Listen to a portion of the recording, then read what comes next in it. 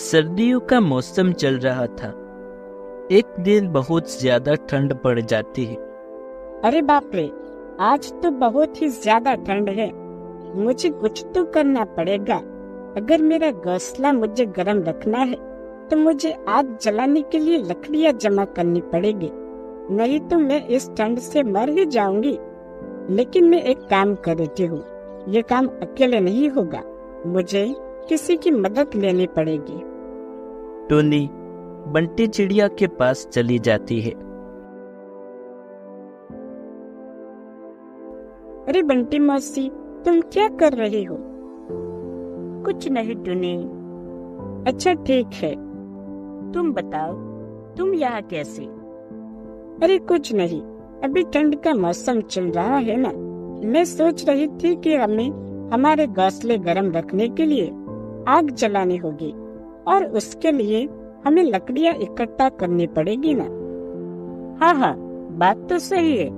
आज गंगा मौसी मुझसे मिलने आई थी। वो कह रही थी कि ठंड के साथ बर्फ बारिश भी होने वाली है। मेरे तो ठंड की वजह से अभी से हाथ पैर कांप रहे हैं। तो बताओ, कब जाना है लकड़ियाँ लेने के लिए? अभी शाम हो गई है, हम सुबह घर का सारा काम निपटा कर फिर चले जाएंगे। हाँ हाँ, कल सुबह चले जाएंगे। अगले दिन सुबह टूनी और बंटी लकड़ियां जमा करने के लिए निकल पड़ती है। उड़ते उड़ते उन्हें रास्ते में कालू कौवा धूप सेकते हुए दिखाई देता है। बंटी टूनी चिड़िया से कहती है, देख टूनी, ये आलसी कौवा कैसे मजे में धूप सेक रहा है। जाने दो ना मौसी, हमें क्या करना है, हमें बहुत काम है, हमें चलना चाहिए। नहीं टूनी, ये आलसी कौवा ऐसे मजे में सुबह सुबह धूप सेक रहा है, ये मुझसे देखा नहीं जा रहा।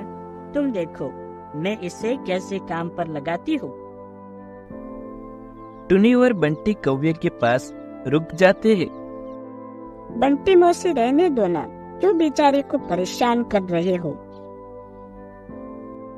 बेचारा और ये तो एक नंबर का आलसी और कामचोर है। इतना बोलकर बंटी कालू कौवे के पास जाती है। अरे कालू कौवे, तुझे कुछ शर्म है कि नहीं? ऐसे दिन भर बिना काम किए कैसे बैठ सकती हो तुम? तुम्हारे हाथ पांव दर्द नहीं करते? कालू कौवा बंटी मौसी की बात को सुनकर अनसुना कर देता है। अरे तू चुप क्यों है? कुछ तो बोल। ये आलस की वजह से तुझे सुनाई भी नहीं दे रहा। क्या बंटी मौसी, मैं तो यहाँ शांति से बैठा हूँ। क्या आपको मेरी वजह से कोई तकलीफ हो रही है? अगर आप चाहें तो मैं यहाँ से उड़कर कहीं दूर चला जाता हूँ। अरे आलसी कौवे, तुझे मालूम है तू कितना कामचोर है, और वैसे भी तुझे कुछ और आता भी नहीं, और दिन भर बस आराम से सोता रहता है। नहीं नहीं बंटी मौसी, मैं कामचोर नहीं हूँ, मैं कुछ भी काम कर सकता हूँ। अच्छा ऐसी बात है तो चल मेरे साथ। मैं और टूनी घोंसले गर्म रखने के लिए लकड़ियाँ जमा करने के लिए जंगल में जा रहे हैं। तू भी चल हमारे साथ। कालू एक बोला कौवा था। वो बंटी मौसी की बातों में आ गया और चल पड़ा उनके साथ। हाँ हाँ चलो, मैं तैयार हूँ। देख ले, तू अभी हाँ बोल रहा है, बीच में काम छोड़कर कहीं भागा। अगर तूने ऐसा किया तो मैं तुझे हमारे ग्रुप से निकाल दूंगी। तू बैठे रहना रात में ठंड में ठिठुरते हुए। नहीं नहीं मौसी, मैं आ रहा हूँ तुम्हारे साथ। ये बंटी मौसी भी ना किसी को भी अपनी बातों में फंसा लेती है और अपना काम करवा लेती है। टूनी, बंटी मौसी और कालू तीनों जंगल की तरफ निकल पड़ी। थोड़ी दूर जाते ही टूनी को जमीन पर कुछ लकड़ियां दिखाई देती है। चलो हम यहाँ से एक एक लकड़ी उठा लेते हैं। तीनों एक एक लकड़ी उठाकर टूनी चिड़िया के घोंसले की तरफ निकल पड़ते हैं। तीनों टूनी चिड़िया के घोंसले के पास आ जाते हैं। तभी बंटी चिड़िया टूनी से कहती है, टूनी, तुम्हारा घोंसला तो बहुत छोटा है। अगर हम यहाँ लकड़ियाँ इकट्ठा करेंगे तो घोंसले में रहने के लिए जगह नहीं रहेगी, और फिर हमें आग भी तो जलानी है ना। हमें एक काम करना चाहिए।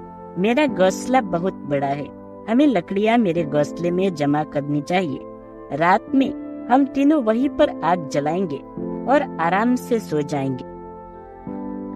आप सही कह रहे हो बंटी मौसी, हमें वैसा ही करना चाहिए।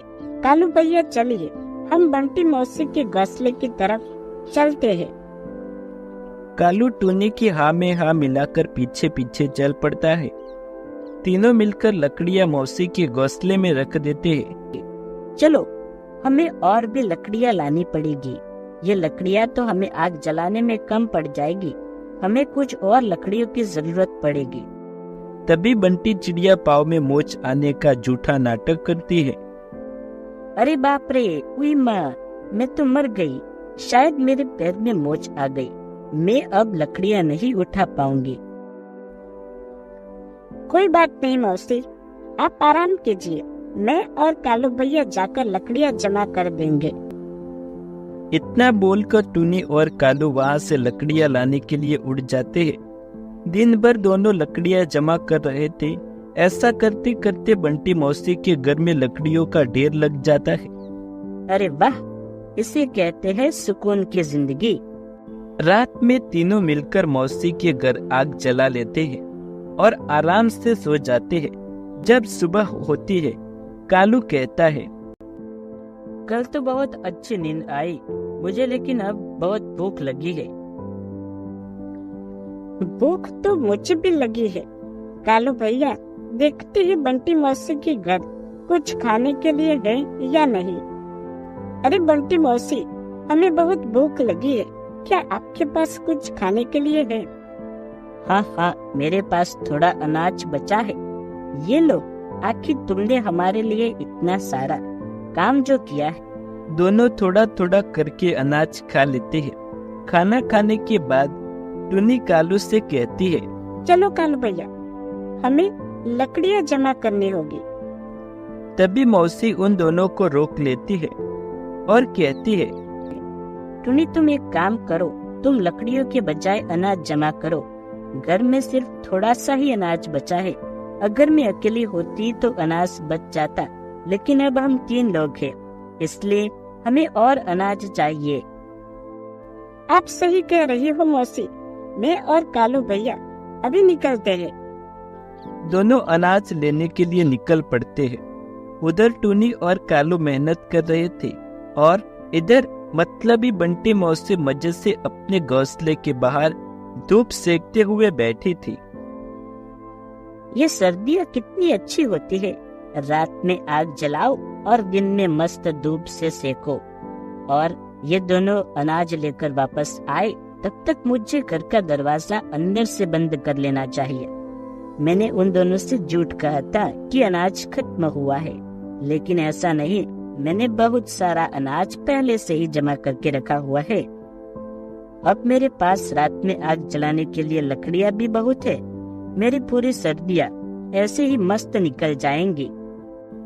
इधर टूनी और कालू अनाज ढूंढते ढूंढते बहुत दूर तक जाते हैं और उन्हें वापस आते आते रात हो जाती है। और इधर बंटी मौसी घर का दरवाजा बंद कर देती है। रात हो जाती है और दोनों बंटी मौसी के घर के बाहर आ जाते हैं। टूनी घर का दरवाजा खटखटाती है। बंटी मौसी, ओ बंटी मौसी, दरवाजा खोलिए। शायद मौसी सो गई है, मैं देखता हूँ। अरे मौसी, जल्दी दरवाजा खोलिए, बाहर बहुत ठंड है। अगर तुम थोड़ी देर तक दरवाजा नहीं खोलोगी तो हम यहीं पर जम जाएंगे। बंटी मौसी को उन दोनों की आवाज सुनाई दे रही थी, लेकिन मतलबी बंटी मौसी ने दरवाजा नहीं खोला। वो चुपचाप अपने घोंसले में सोती रही। कालू भैया, शायद बंटी मौसी सो गई।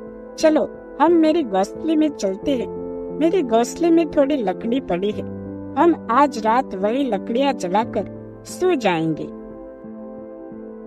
हाँ हाँ, चलो चलो। थोड़ी देर बाद बंटी मौसी खिड़की से झांक कर देखती है।